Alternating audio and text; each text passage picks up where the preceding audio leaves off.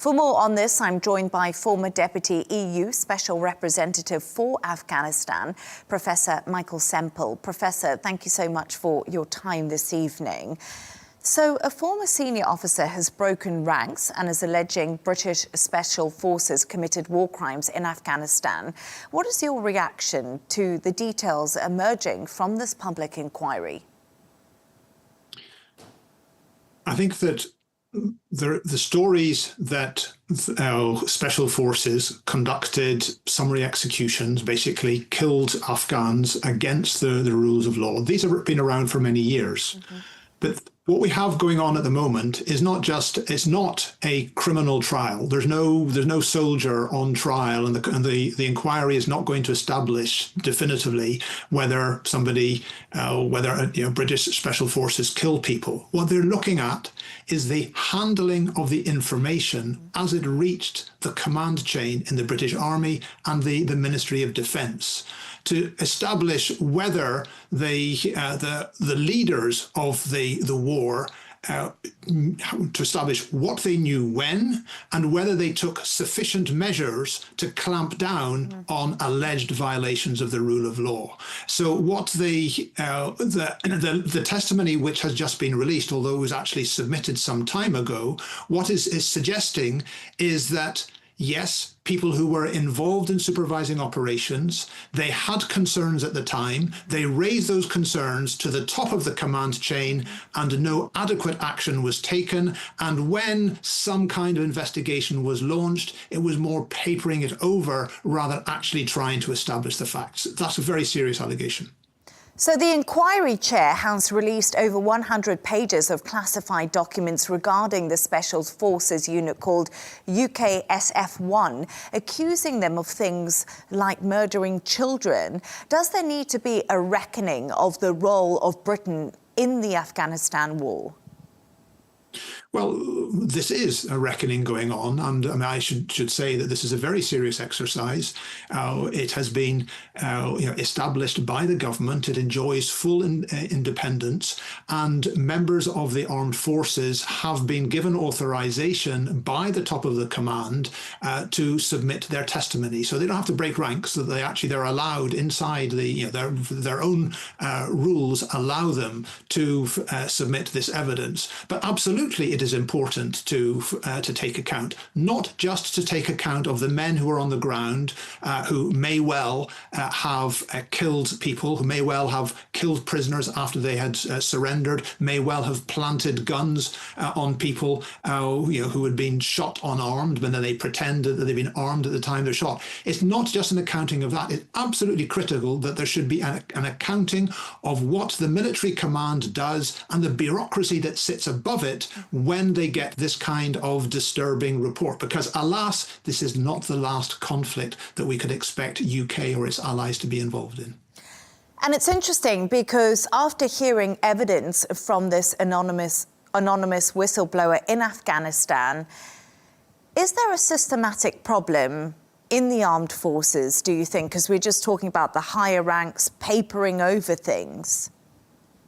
Well, I think this is really going to be the main focus of the remainder of the inquiry, and I'm certainly waiting to see what the judge comes up with at the end, because it's incredibly important. It's not just about the conflict in Afghanistan.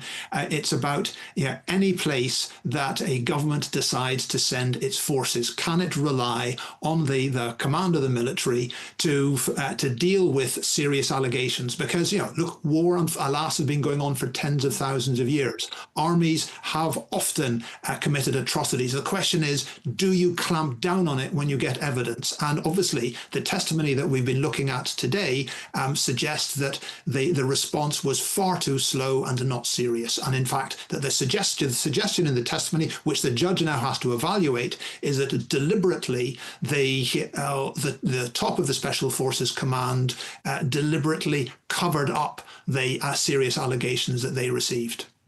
Professor, how detrimental is an inquiry like this for those British Special Forces who did put their lives at risk in Afghanistan, because the British Army has really great soldiers, many who are honest, many great people who are in the Special Forces. What does this do for morale, and does it put a black mark on the UK's involvement in Afghanistan?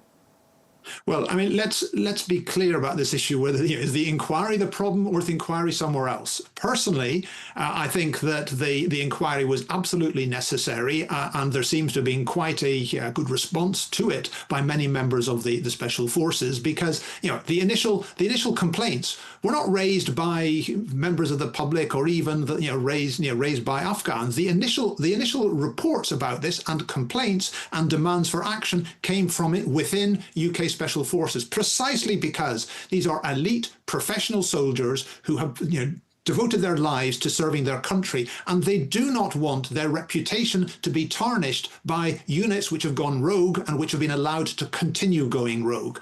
So, I mean, the problem isn't with the inquiry, but that they clearly the Special Forces and indeed members of the government who will be taking decisions on their deployment in future, they are looking to see what reassurance do we have that bad actions will be brought up the command chain and will be dealt with promptly. And I think if the work of this inquiry and the judge who's presiding over it gives some reassurance that the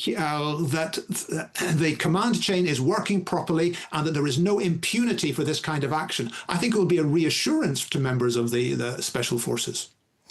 And what do the people of Afghanistan make of what's happening now in the UK with this inquiry? Because we've heard, like you said a little bit earlier, allegations of this for a really long time. Yes, I'm very glad that you ask about the Afghan perspective. As a scholar of Afghanistan, and particularly of its conflict going on for over 4 decades now, alas, I myself have taken testimony from Afghans who have suffered all kinds of violations, including war crimes, crimes against humanity, committed by a series of different forces, whether it was the Afghan communist government, the Mujahideen fighting against it, the Soviets, different militias associated with the Republican government over the past couple of decades, or indeed militias backed by the CIA. Alas, successive forces have carried out massacres, summary executions, and I think there's a tendency amongst Afghans to look at them and think they're all the same. There is essentially no moral difference between any of the forces which have been involved in the decades of conflict. Now, personally, I think that's incredibly dangerous. There is a difference between a disciplined force which holds its men and women to account and the kind of militias which run roughshod over the law. Afghans, at the moment, I think if you ask most Afghans, they say no. We think they're all the same. We think there's no accountability. Neither have Afghan regimes, the Taliban or those before the regime, nor any of the foreigners, whether it be the Soviets or the Westerners. None of them have held their people to account. And this inquiry is part of the process of offering some answer to that deep cynicism and deep sense of hurt from the Afghan population. Professor Michael Semple, thank you so much for your thoughts and for talking to me.